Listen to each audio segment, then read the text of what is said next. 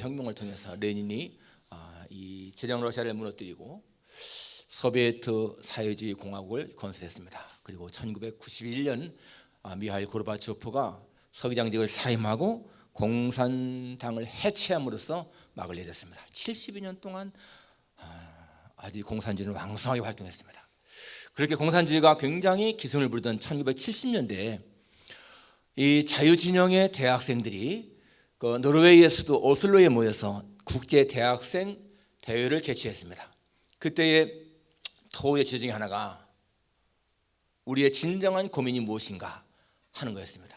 우리의 진정한 고민이 무엇인가. 그런데 그에 대한 답이 무엇이었는가 하면은 우리 자유진영의 대학생들은 그것에 목숨을 바칠 만한, 열정을 바칠 만한 대상이 없다 하는 거였습니다. 자신들의 정열, 젊음을 바칠 만한 대상이 없다는 거예요. 그런데 그 당시에 공산주의의 그 진영의 대학생들은 자신들은 공산주의 이데올로기를 위해서라면 10번도 죽어도 상관없다 그랬다는 겁니다. 공산주의 대학생들은 자신들의 목숨을 바칠 만한 대상이 있다는 거예요. 공산주의 이데올로기. 그것을 위해서는 자신들은 10번이라도 죽겠다는 것입니다. 나치즘이 한창이던 1940년대에 이 독일의 대학생들은 히틀러를 위해서라면 죽는 것이 영광스럽다라고 했다는 것입니다. 여러분, 왜 공산 진영의 대학생들은 공산주의 이데올로기를 위해서 그렇게 죽어도 다 생각했을까요? 공산주의의 매력이 무엇이었을까? 여러분, 공산주의, 커뮤니즘, 공산이라고 하는 것은요, 함께 생산한다 그 말 아니겠습니까? 함께 생산한다. 공산주의에 이르는 그겁니다. 같이 일해서 같이 생산하고 능력껏 일하고 필요한 만큼 분배하자. 그게 간단한 공산주의 이론인 거예요. 그래서 그렇게 한 나라의 국가의 부가 이 자본과 불효자에게 이렇게 편중되어 있는데 그거를 다 빼앗아서 같이 노동자들이 잘 사는 나라 만들자. 그게 여러분 공산주의 이론이거든요. 잘 사는 나라, 모두 잘 사는 나라.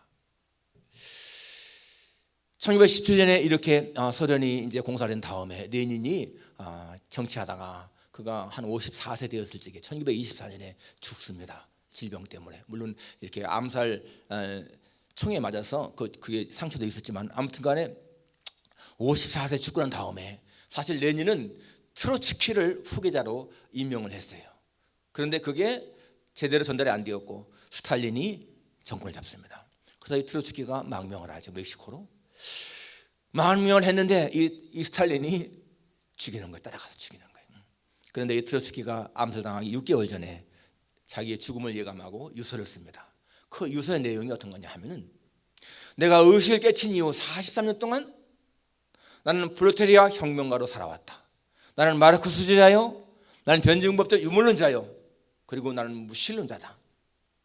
그러면서 나는 미래 인류가 공산주의로 살 것이라는 그 신념은 옛날이나 지금이나 변함이 없다. 아니 더 지금은 확신하다.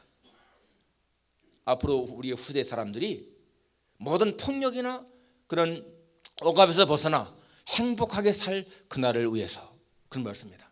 그러니까 트로츠키는 앞으로 이 세상이 공산주의 나라가 된다는 거예요. 이 자본주의를 망할 수밖에 없다는 것입니다.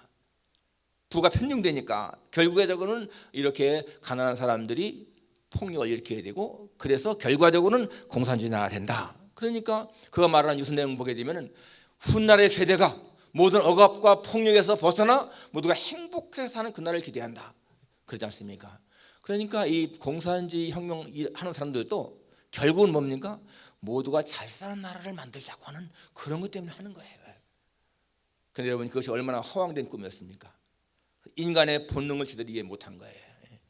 똑같이 일하고 능력껏 일하고 필요한 만큼 받는다. 그것은 이론이지 현실은 절대로 되는 게 아니지 않습니까? 내 것이 되어야 사유재산이 되어야 열심히 일할 그런 마음이 생기지 뭐 열심히 일하나 조금 일하나 똑같이 받는다라고 하면 누가 열심히 일하겠습니까? 그게 안 되거든요. 왜 나치 시대의 젊은이들이 히틀러를 위해서 죽는 걸 영광스럽게 생각했을까? 이 나치즘은 이 세계에는 아주 우수한 인종이 있고 열등한 인종이 있다는 겁니다. 그러니까 이 게르만족 같은 독일인 같은 이런 사람들은 아주 우수한 인종이기 때문에 이러한 사람들이 세계의 주인이 되어야 된다. 그런데 이 열등한 민족 이 유대인들이 우리 게르만족을 위협한다. 그러니까 이러한 열등한 유대인들은 아주 싹 쓸어버려 다 죽여야 되는 것이고 우리 게르만족이 주인이 된다. 그러지 않습니까? 그러니까 그런 것에 이 젊은이들이 맞아, 그렇게 해야 돼, 그렇게 주장하는 거예요. 그러나 여러분, 그것이 얼마나 또 허황된 일이었습니까? 공산주의나 나치즘은 역사적으로 다 허황된 것, 실패로 끝난 거예요. 거기에 목숨 모은 사람들 헛된 것을 한 것입니다. 그러나 여러분, 기독교는 어떻습니까? 기독교는 2000년 역사, 아니 그 이전부터 지금까지 하나님을 믿는다고 하는 것은 영원한 진리, 하나님을 따르는 것은 영원한 진리로 이 역사적으로 분명히 증명되지 않았습니까? 그렇기 때문에 오늘 바울의 고백 보십시오. 바울은 우리가 만일 미쳤어도 하나님을 위한 것이요, 그래서 사랑이 우리를 강권하시는도다. 내가 미쳐도 하나님에게 미쳤다. 정말 이 바울은요, 하나님에 미친 사람입니다. 공산주의에 미치는 거 헛된 것이고 나치에 미치는 거 헛된 것이지만은 하나님에게 미치는 것은 이게 잘된 거라는 거예요. 오늘 이 강권하시는 하나님의 사랑, 강권한다는 말은 끈다는 말도 있는데요, 우리를 끌으시는 하나님의 사랑, 그 하나님의 사랑 앞에 우리가 어떻게 할 것인가 생각하는 시간 되기를 바랍니다. 첫째로 그 사랑이, 이 강권하시는 사랑이 바울을 전도에 미치게 한 겁니다. 우리가 만일 미쳐서도 하나님을 위한 것이도 정신 온전하여도 너희를 위한 것이다. 이 바울의 의식 속에는요, 하나님의 일, 교회, 이게 꽉 차 있는 거예요. 하나님의 일, 교회. 사도행전 26장에 보게 되면 그가 총독 베소스 앞에서 이제 자기에 대해서 쭉 말하지 않습니까? 자기가 예수님 만난 거, 자기도 원래는 예수님을 믿는 사람들 핍박하는 사람이었지만은 그러나 다메섹 가는 길에 내가 예수님 만났다.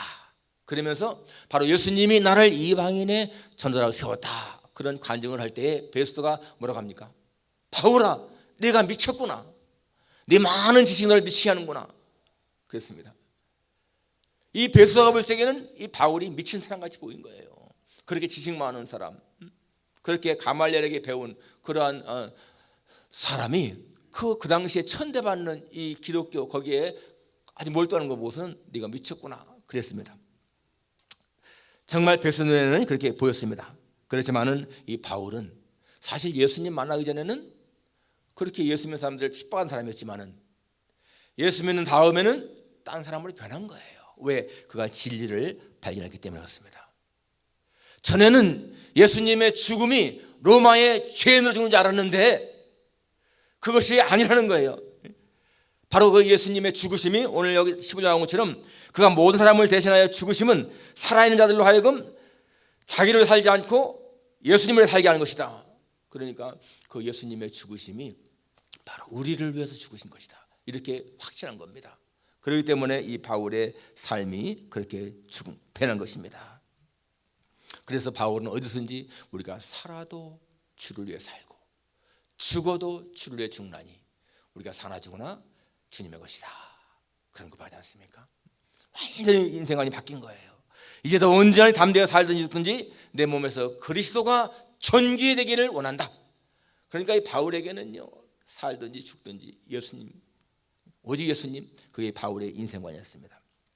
정말 이 바울은 자기의 정열과 목숨을 바칠 만한 대상을 발견한 거예요. 아까 공산주의 청년들, 대학생들이 자기들은 공산주의 이데올로기 위해서 10번이나 죽을 수 있다 했는데 이 바울은 하나님을 위해서라면 자기 목숨 아까운 거 없다. 그래서 그 3차 전도 여행을 마치고 돌아올 때 저 가이사라에 이르렀을 적에 그 아가보라고 하는 선지자가요, 바울의 이 띠를 가져다가 자기를 묶으면서, 손발을 묶으면서 바로 예루살렘에서 유대인들이 이 띠 임자를 이렇게 묶어서 이방인에게 넘길 것이다. 그 말은 바울이 예루살렘에 가면 체포당한다 그 말이었거든요. 그러니까 사람들이 제발 가지 말라고, 가면 죽는다고. 그럴 적에 바울이 뭐라고 합니까? 여러분이 어찌하여 내 마음을 상하게 합니까? 나는 예수님을 위해서 결박 받을 뿐 아니라 예루살렘에서 죽을 것도 각오했습니다. 결박당하는 것이 문제가 아니고 내가 예수님을 위해서 죽을 것도 각오했습니다. 그리고 결국에는 가서 역시 체포당하지 않습니까?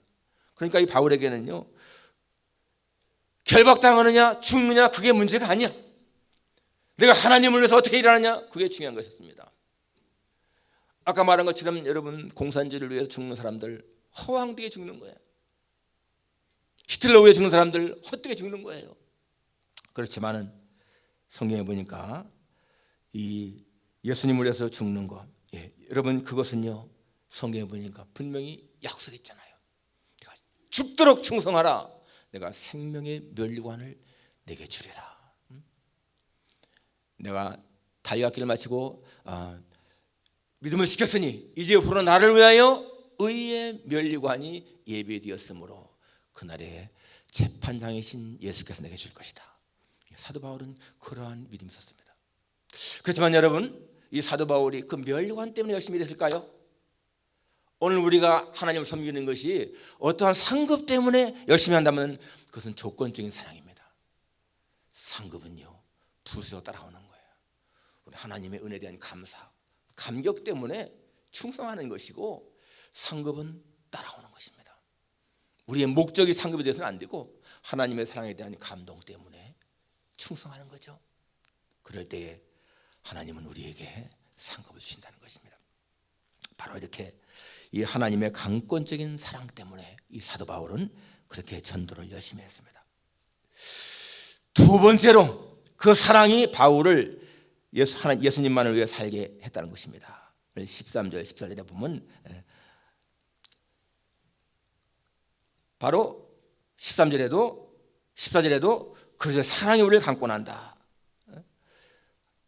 내가 생각하건대 우리가 한 사람이 모든 사람을 대신 죽었기 때문에 모든 사람이 죽은 것이다. 그렇기 때문에 이제는 우리가 우리를 사는 것이 아니라 예수님을 살아야 된다. 이렇게 고백하고 있습니다. 정말 이 사도 바울은 예수님 때문에 많은 고난을 당했습니다.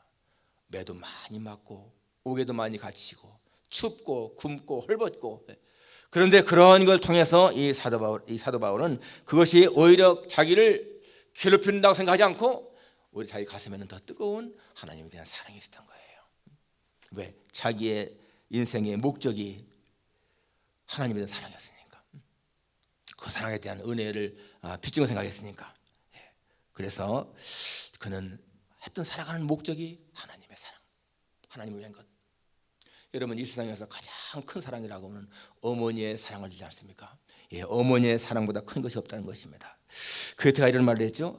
자식을 품에 안은 어머니처럼 보기에 깨끗한 것이 없고 자식에게 둘러싸인 어머니처럼 경외스러운 것이 없다. 자식을 품에 안은 어머니같이 그렇게 보기에 깨끗한 것이 없고 자식에 둘러싸인 어머니처럼 그렇게 경외스러운 존재가 없다. 또 어떤 이런 말을 했습니다. 자연 가운데서 아들, 딸의 행복을 기뻐하는 어머니의 기쁨만치 그렇게 더 큰 기쁨이 없다. 이 세상에서 가장 큰 기쁨을 말하라면 그 자식의 행복을 바라보는 어머니의 기쁨이라는 거예요. 정말 어머니의 사랑은 너무 귀하지 않습니까? 한국 어떤 연예인이 큰 상 받는 자리에서 눈물을 흘리면서요, 어머니가 너무 생각납니다. 왜냐하면 어릴 적에 너무 고생을 하면 자기를 키웠는데 이렇게 내가 영광스럽게 성공한 모습을 본다면 엄마가 얼마나 좋아할까, 그런 고백이었습니다. 여러분 그런 말 가끔 하지 않습니까? 저희들도 가끔 제 아내가 그런 말 합니다.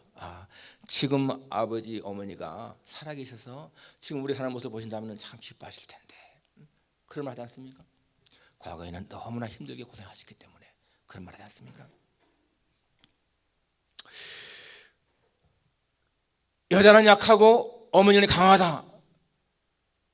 왜 그런 말이 나올까요? 왜 여자는 약하고 어머니는 강할까요? 그 어머니가 강하다고 하는 것은 자식에 대한 사랑 때문에 그러는 거야. 어머니가 위대하다고 하는 것은요, 자식에 대한 사랑 때문에 그렇습니다. 자식을 사랑하지 않는 어머니라면 위대하다, 강하다 그런 말 절대 안 쓰죠. 자식을 사랑하기 때문에 어머니는 위대하다, 강하다 그런 말을 하지 않습니까? 정말 어머니들은 자식을 위해서라면 모든 걸 다 할 수 있는 존재입니다. 러시아의 문호 고르키가 쓴 어머니라고 하는 그 장편 소설에 보게 되면은 이 어머니, 그는 정말 그 당시 1902년에 이 고리키의 고향에 있던 공장에서 일어난 실화를 갖다가 배경으로 쓴 것인데요. 이 파벨이라고 하는 그 아들을 둔 어머니가 있었는데, 이 어머니가 아들이 그 당시에 1902년이니까 막 이제 이 공산주의 막 혁명 일할 때 아닙니까? 그 혁명에 가담한 거예요. 우리가 닥터 지바고를 보게 돼도 거기 막 혁명 싸우지 않습니까? 적군과 백군이. 예, 그럴 때였습니다. 이 어머니가 자기 아들이 혁명에 가담하는 것이 굉장히 마음에 꺼리는 거예요. 안 했으면 좋겠다 그랬는데, 그 아들이 집에 모여서 자기 친구들과 같이 하는 대화를 들으면서 이게 혁명이 정당한 것이구나, 이걸 깨닫습니다, 어머니가. 그리고 이 어머니도 여성 혁명가로 거듭나는 거예요. 그건 물론 자식에 대한 사랑 때문에 더 그렇습니다. 나중에 자식이 체포를 당해서 법정에 서게 되지 않습니까? 그때 이 어머니가 자식의 정당함을 호소합니다. 그것 때문에 체포를 당해요, 어머니도. 그런데 그렇게 체포를 당할 때 이 어머니가 하는 말, 천벌을 받을 놈들아, 피바다를 이른다 할지라도 진실은 결코 사라지지 않는다. 그런 말을 마치면서 그 소리 끝나요. 정당하게 혁명하는데 이게 정말 옳은 일인데 왜 이것을 거부하느냐, 그 말입니다. 여러분, 공산혁명이라는 거, 아까 말한 것처럼 그들에게는요 목숨 바칠 만한 각오가 있는 거예요. 왜? 모든 사람들이 잘 살게 하는 그 목적이니까.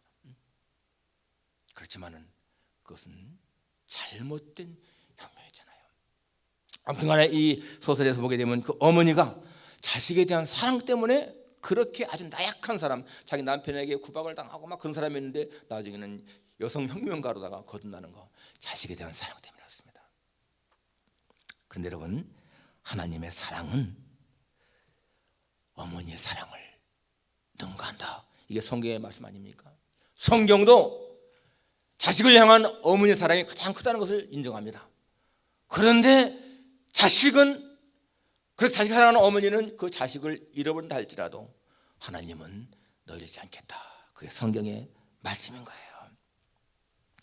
그게 바로 여러분, 이 바울은 그러한 하나님의 사랑의 포로가 되어서 그렇게 하나님이 이끈 대로 일한 것입니다. 루스드라에서 돌에 맞아가지고 죽었다가 살아나지 않습니까?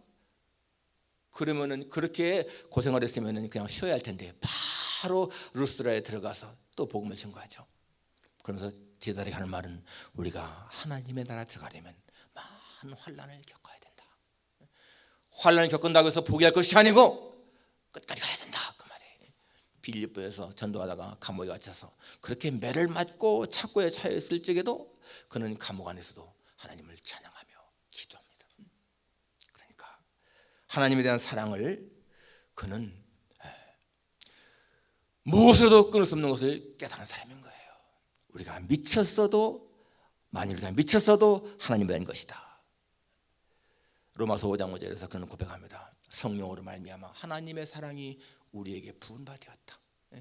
하나님의 사랑이 내 마음에 부어졌기 때문에 내가 그렇게 사랑한다는 거예요. 여러분, 우리가 남을 사랑할 수 있는 거, 하나님 사랑할 수 있는 거, 여러분 내 의지로 된 것이 아니고 성령으로 말미암아 하나님의 사랑이 내 마음에 부어졌기 때문에 우리도 그렇게 사랑할 수 있는 거예요. 이러한 하나님의 사랑을 정말 마음에 간직하고 살아야 됩니다.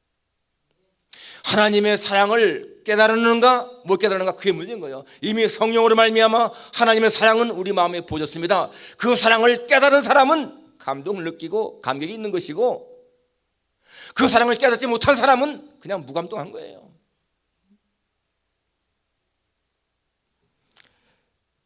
예레미야가 이렇게 고백하지 않습니까? 내가 다시는 여호와를 선포하지 아니하며 그 입으로 말하지 아니하려 하면 내 중심이 불부는 것 같아서 골수에 사무치니 답답하여 견딜 수가 없습니다. 하나님에 대한 사랑 때문에 자기가 하나님의 일을 하지 않겠다 생각하면요, 막 골수가 사무쳐가지고 답답해서 견딜 수가 없다는 거예요. 바로 사도 바울의 고백이 그런 겁니다. 내가 미쳤어도 하나님을 위한 것이다. 우리가 생각할 적에 여러분, 저 타지에 나와서 선교한 사람들, 그 사람들 정말 우리는 이해하기 힘듭니다. 거기 남편이 죽고 아내가 죽어도 거기 남아서 선교하시는 분들, 그게 뭐예요? 하나님의 사랑이 그들을 강권하는 거예요. 하나님의 사랑에 이끌려서 그렇게 하는 것입니다. 예, 바로 이 사도 바울은 이제는 예수님만을 위해 살겠다, 이러한 그 사랑 때문에. 마지막 세 번째로 이 강권하는 사랑, 바로 우리의 삶의 목적이 되고 목적으로 우리의 삶의 목적이 바뀌게 하는 것입니다. 그 사랑 때문에. 여기 15절에 중요한 말이요, 그가 모든 사람을 대신하여 죽으심은 살아있는 자들로 하여금 다시는 그들 자신을 위하여 살지 않고, 여기 위하여라는 말을 잘 보세요. 자신을 위하여 살지 않고 오직 그들을 대신하여 죽었다가 다시 살아나신 이를 위하여 살게 하려 하심이라. 자신을 위해서가 아니고 이제는 자신을 다시 살게 하신 그분을 위해서 살게 하는 것이다. 이게 뭡니까? 우리의 삶의 목적이 나에게서 주님에게로, 이 말이지 않습니까? 우리 삶의 목적이 그렇게 바뀐다는 거예요. 바울은 전에는 자신의 의를 위해서 살았습니다. 그런데 예수 만난 다음부터는 이제는 예수님을 위해서 살아가는 그런 인생으로 바뀐 거 아니겠습니까? 여러분, 사랑은요, 한 사람의 운명을 바꾸고 그 사람의 목적을 바꾸는 거예요. 삶의 목적을. 어떤 사람이 항상 친구 만나면 사는 재미가 없어, 죽고만 싶어, 막 그렇게 자꾸 만날 때마다 그렇게 말하니까 이 친구가 좀 마음이 안 좋았어요. 야, 이 친구 이러다가 자살하는 거 아닌가? 응?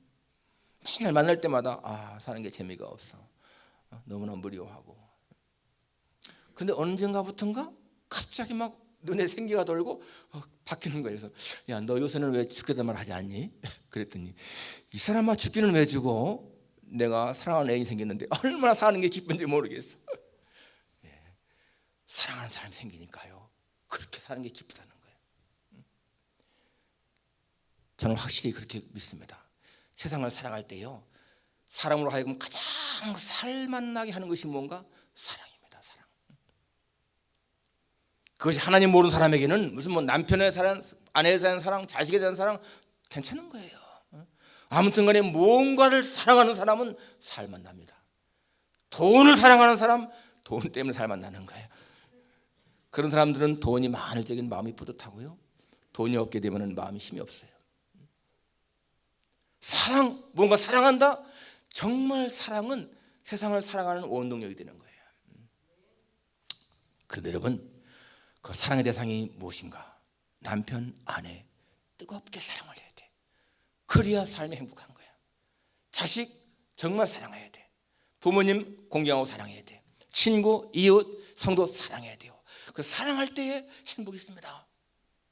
그런데 성경은요, 우리의 그 사랑의 순위를 분명히 밝혀주고 있습니다. 마음을 다하고 목숨을 다하고 뜻을 다하고 힘을 다하여 너희 하나님을 사랑하라. 이것이 첫 번째인 거야. 첫 번째. 그리고 내 이웃을 내 몸같이 사랑하라.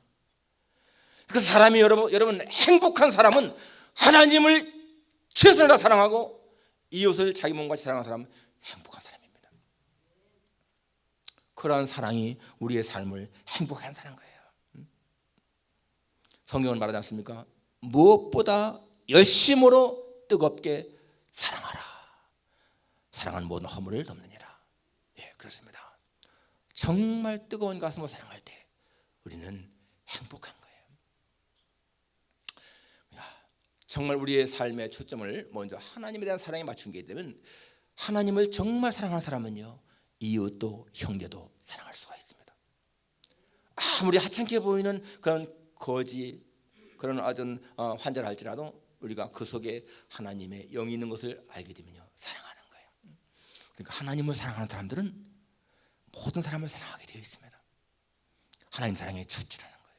우리의 삶의 목표를 하나님 사랑에 맞출 때 우리는 인생을 행복하게 살 수가 있습니다. 자, 구라파에 한 갑부가 있었는데요, 이 갑부가 외동딸이 있었습니다.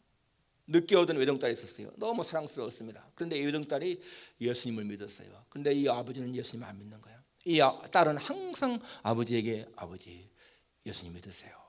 예수님 믿으세요. 예수님이 우리의 생명의 주인이십니다. 그렇게 했지만 이 아버지는요, 딸의 모든 소원은 들어주는데 예수님은 절대 안 믿는 거예요. 불신자로 아주 마음이 딱딱했습니다. 근데 이 딸이 어느 날 자기는 선교사로 가겠다는 거예요. 아프리카에. 그 아버지가 막 말렸습니다. 얘야, 나는 네가 결혼해서 내 곁에서 살기를 정말로 원한다. 이게 아버지의 소원인데 너 이 소원 들었지 않겠니? 이 딸이요, 아버지, 나도 아버지를 사랑해요. 아버지 말씀대로 하고 싶어요. 그렇지만 나는 내가 살아야 할 목적이 있고 내가 가야 할 길이 있습니다. 아버지, 내가 가는 이 길을 막지 말아주세요. 나를 사랑하신다면. 그리고 제발 예수님 믿으세요. 이 딸이 선교사로 떠나는 날, 그 아버지가요, 그 딸을 배웅하면서 눈물을 흘립니다. 그러면서 그 딸을 빼앗아간 그 예수님에 대해서 마음에 섭섭해 있는 거예요. 나는 내 딸에게 수십 년 동안 정성을 다해 사랑을 쏟아 부었는데 왜 당신의 사랑 앞에 내 사랑을 이렇게 초라한 것인가? 당신은 어떻게 해서 내 품에서 이렇게 사랑 딸을 빼앗아가는가? 딸을 빼앗기는 내 가슴에 아픔을 당신은 모를 것이다. 그러면서 집에 돌아왔어요. 그런데 이 아버지의 마음에 어떻게 해서 내 사랑하는 딸, 내 말이라면 다 순종하는 그 딸이 왜 이 말은 순종하지 않을까? 그리고 정말로 그 사랑하는 딸이 그렇게 목숨 바쳐 사랑하는 그 예수는 누구일까? 그 궁금이 생긴 거예요. 그래서 정말 예수님에 대해서 생각하고 교회 나가다가 이 사람이요, 예수님 영접하게 됩니다. 그때 이 아버지가 고백하죠. 사랑하는 딸아, 너는 나보다 지혜로웠구나. 내가 예수를 믿으라 할 때 내가 왜 그렇게 믿지 않았던가? 너는 나보다 훨씬 더 인생의 풍성함을 누렸구나. 너는 정말로 사랑스러운 딸이고 내게 진정한 생명이 무엇인지 가르쳐준 딸이구나. 고맙다 딸아. 그렇게 고백한 거예요. 여러분, 부모를 사랑한다고 해서 부모의 말에 순종하는 것만이 효도일까요? 아니면 이 여자처럼 처음에는 아빠의 마음을 아프게 하지만은 그러나 진정 하나님 앞에 하나님께 맡기면서 하나님의 사랑 앞에 먼저 순종할 때에 결국에는 아버지도 예수 믿게 하는 그것이 진정한 효도일까요? 여러분, 하나님의 강권적인 사랑에 따라 살아가는 인생 행복합니다. 아까 말한 대로 여러분, 성령으로 말미암아 우리 마음에 부은바된 하나님의 사랑을 깨닫는 사람은 하나님의 사랑에 대한 감격과 감사가 있지만은요, 깨닫지 못한 사람은 무감동한 거예요. 하나님 앞에 그 사랑을 깨닫고 정말 그 사랑에 감동하며 살아가는 여러분과 제가 되기를 주님의 이름으로 축원합니다. 기도하겠습니다.